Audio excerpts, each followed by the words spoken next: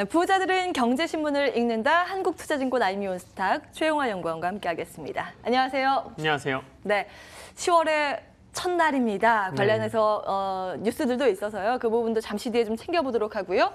종전부터 경협까지 평화로 가는 계단 한 목소리.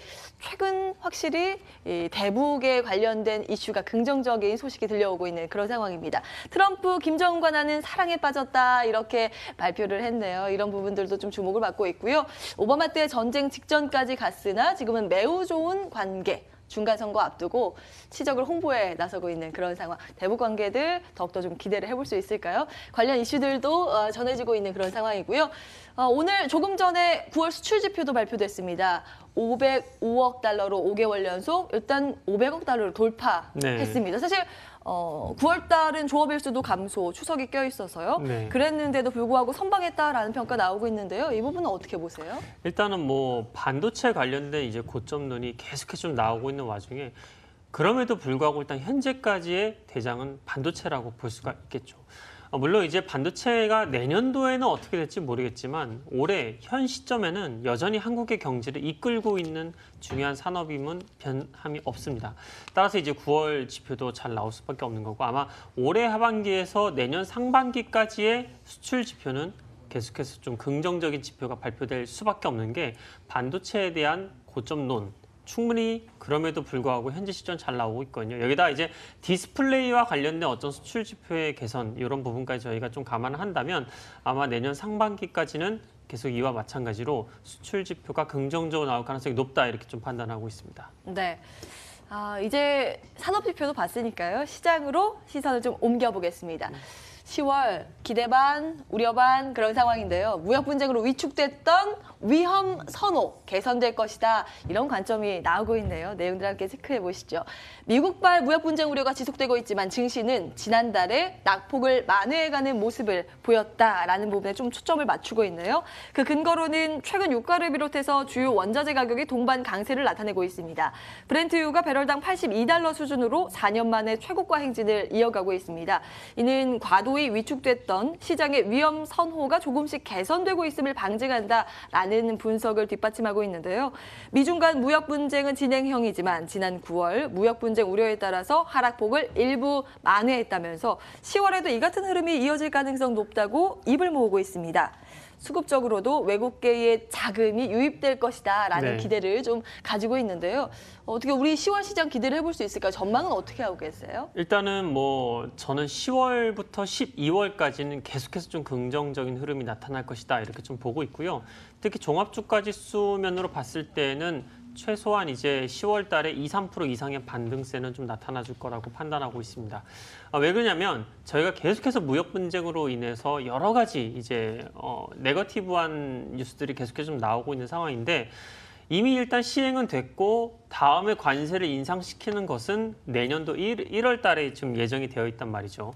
그럼 그 사이까지 무슨 일이 발생되냐면 악재가 없는 공백기가 발생을 하게 됩니다. 그 상태에서 지금 한국을 포함한 많은 신흥국 지수들이 선진국 대비해서 굉장히 저평가를 받고 있습니다. 선진국 같은 경우에는 내년 기준 PER이 17배의 거래가 되고 있고 한국을 포함한 신흥국은 내년 기준 PER이 11배의 거래가 되고 있기 때문에 선진국 대비해서 3분의 2 밸류에이션이 좀 거래가 되고 있다. 따라서 악재가 없는 현재 국면에서는 단기적인 반등 국면에 들어선다라고 판단을 하고 있고요.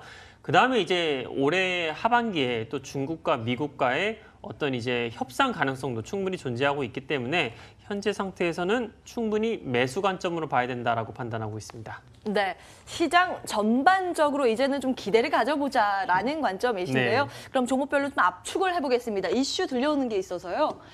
파리 모터쇼. 유럽에서 최대 모터쇼인데요. 이게 내일 개막을 합니다. 내용들 함께 챙겨보실까요? 파리 모터쇼에 이번에 세계 최초로 신차가 총출동한다라는 부분 전 세계에서 이목을 주목하고 있는데요. 현재 대중이 열광하는 고성능차 그리고 전 세계에서 인기가 치솟고 있는 SUV에 집중할 계획으로 전해집니다.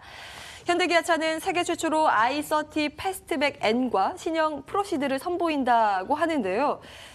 파리 모터쇼 규모가 예전만 못하다고는 하는데 여전히 시장에서는 이목을 끄는 게 사실이라서요. 근데 오늘 증시에 영향력은 없는 것 같아요. 이 현대, 네. 기아차 모두 큰 폭의 하방 압력 받고 있는데 네. 어떻게 이슈 해석하고 계세요? 아무래도 이번에 한미 FTA 건 관련해서 조금 악재를 받고 예. 있는 것 같고요. 하지만 이제 뭐 현대기아차 측면에서 봤을 때는 뭐 단기적으로 한 2, 3거래일 정도는 하방 압력을 좀 받을 가능성이 높지만 중장기적으로는 회복할 가능성이 높다는 게 제 생각입니다. 일단 이번에 유럽 자동차 판매가 나왔는데 현대 기아차의 그 성장률이 전년 동월 대비해서 25%가 성장하는 좀 흐름을 좀 보였습니다. 현대기아차가 유럽 쪽에서 점유율을 높였냐 하면은 점유율은 거의 차이가 없습니다. 하지만 점유율이 거의 차이가 없음에도 불구하고 매출액이 25%가 늘었다는 것은 유럽 시장 전체적으로 자동차 판매량이 증가했다고 저희가 좀 볼 수가 있는데요.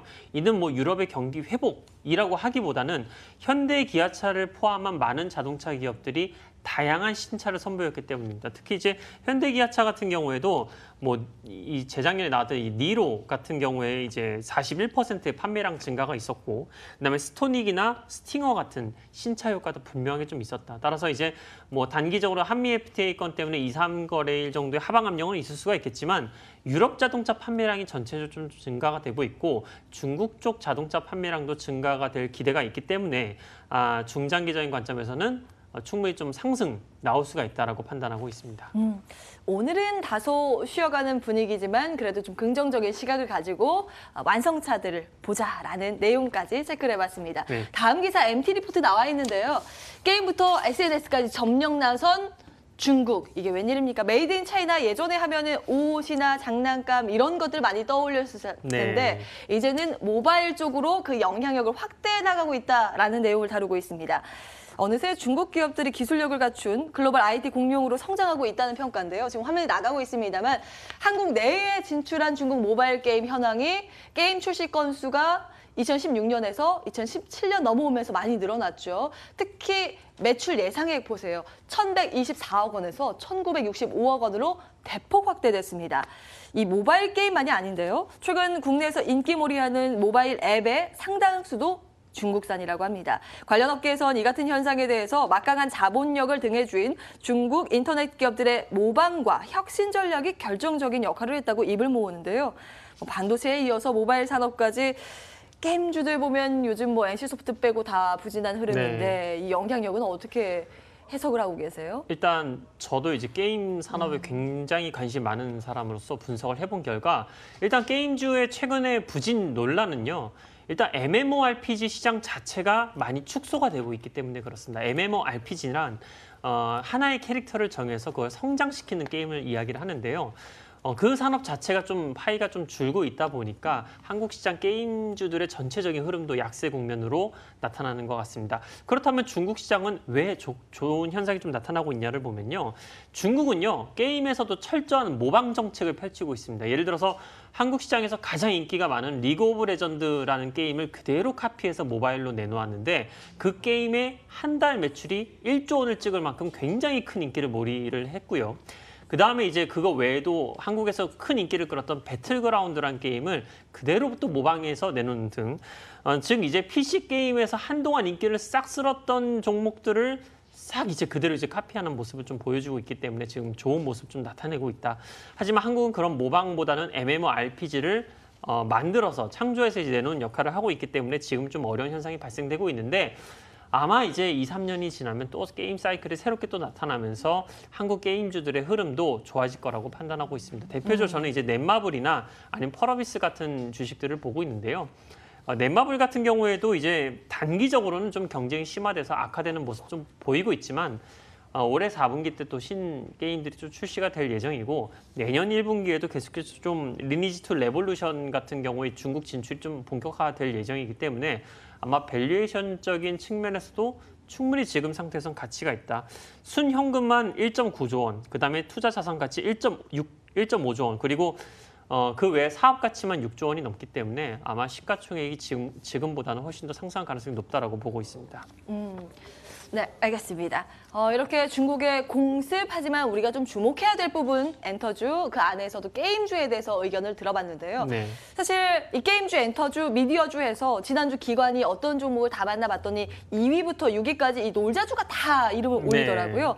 오늘 관련 종목들 흐름 좋고요. 특히 엔터 3사가 모두 급등을 하고 있습니다. 52주 신고가를 경신하고 있는 모습까지 지금 포착이 되고 있거든요. 네. 계속해서 많은 전문가들이 그동안 엔터주에 대해서 관심을 가져야 된다. 저희 시장공감 10을 통해서도 말씀을 드렸는데요. 추가적인 상승 여력이 있을지도 궁금하고 네네. 이게 실시간으로 속보가 계속 들어오는 내용이라서 네. 급작스럽게 질문 드립니다만 네네. 의견 어떠신지요? 아마 저는 이번 주에는 엔터주의 흐름이 굉장히 좋을 거라고 판단하고 있습니다. 특히 뭐 엔터 3사도 마찬가지고요. 뭐 부가적으로 이제 엔터주도 엔터주지만 화장품주도 마찬가지. 그러니까 이 중국과 관련된 이 엔터나 뭐 화장품이나 이런 주식들이 이번 주에는 계속해서 좀 좋은 흐름을 보일 거라 판단하고 있습니다. 수급적인 측면도 그렇고요.